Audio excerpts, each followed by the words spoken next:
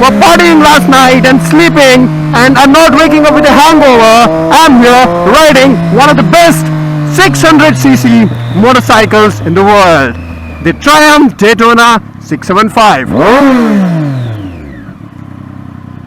Whew. I just love my life. I love partying too. I'm a really big party animal.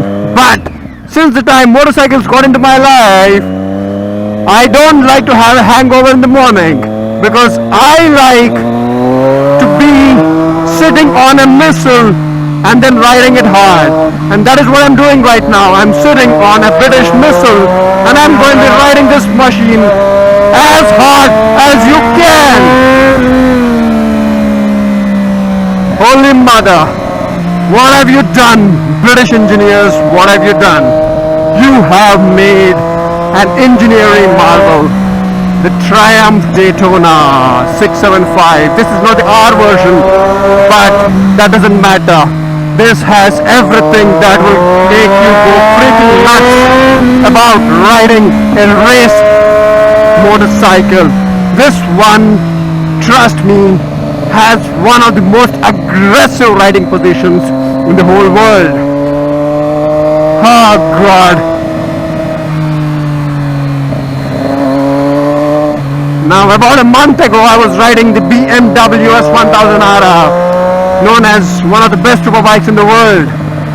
But even that one doesn't have the kind of aggressive riding position like the Daytona 675. The clip-on bars, they are so low that if you are not fit, if you haven't been exercising a little bit of late, you will find it very, very difficult to sit on this motorcycle and ride this machine.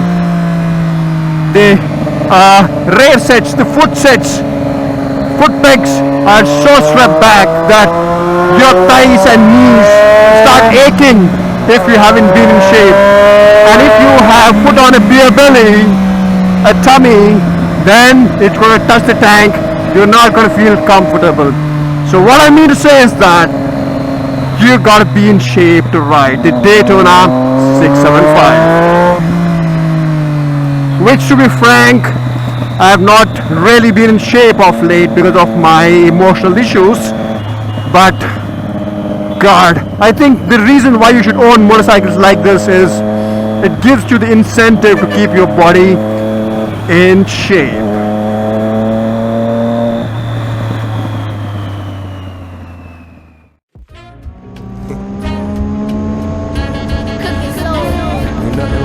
What can I say? I wouldn't be here today if the old school. I remember Mr. Magic Flash, Grandmaster Gas, LL, raising hell, but and it can last 70 years. Rock him was the shit to me.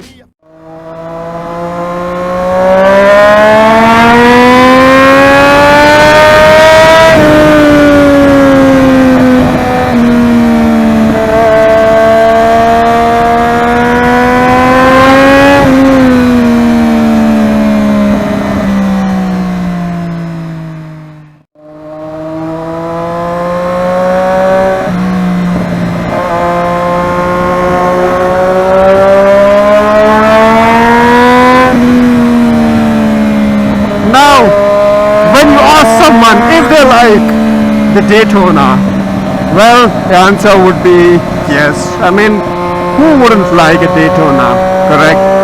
But in my case, I have reasons why I love the Daytona. Not just like, but love. And let me give an explanation. Usually, the 600cc category motorcycles are inline fours, like the CBR 600RR, the Yamaha R6, the Kawasaki, what's it called? The 600cc of Kawasaki, I'm forgetting the name. Oh God, holy mother, how can I forget the name? The Kawasaki, if the one is 626, the other one is whatever. Oh yeah, I remember now, the Kawasaki ZX6R.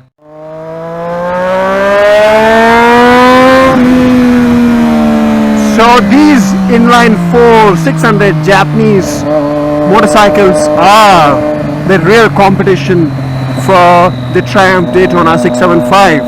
Now, The thing about 600cc inline 4 motorcycles is, now take 600cc and divide it by 4.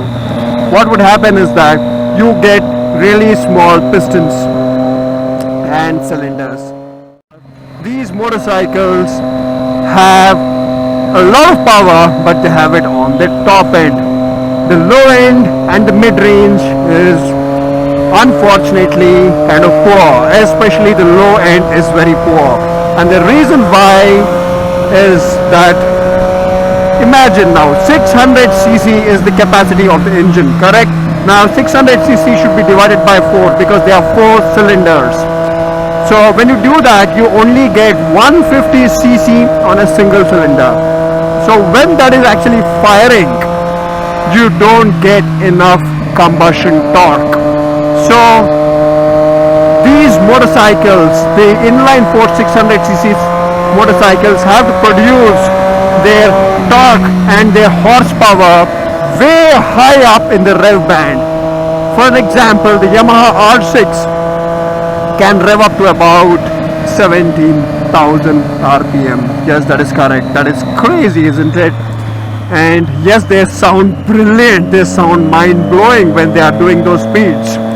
But you have to be at about 8 to 9,000 RPM on those motorcycles to get any kind of power out of them. To even bring a smile on your face, you wouldn't be smiling on those motorcycles if you are riding them at about 4,000 RPM or so.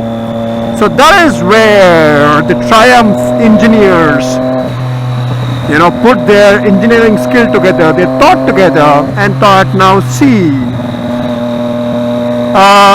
inline 4 600cc is great for a racetrack where you would only be on a very high RPM.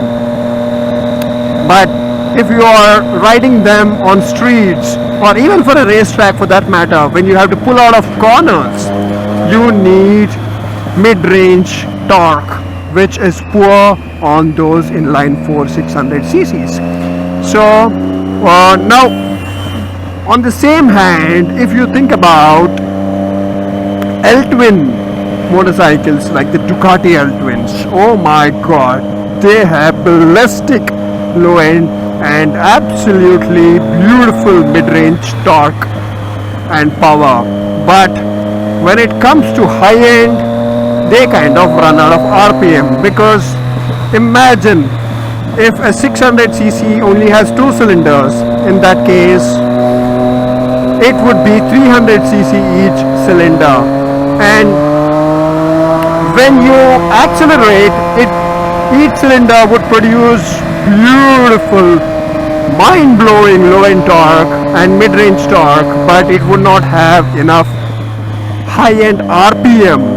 So that is where the Daytona, the engineers who made Daytona, decided to put 3 cylinders, so that we get best of both worlds. We get the kind of mid-range that you would get from an L-twin, and you would get the top end that you would get from an inline 4. So enough talking, let me ride a little hard now.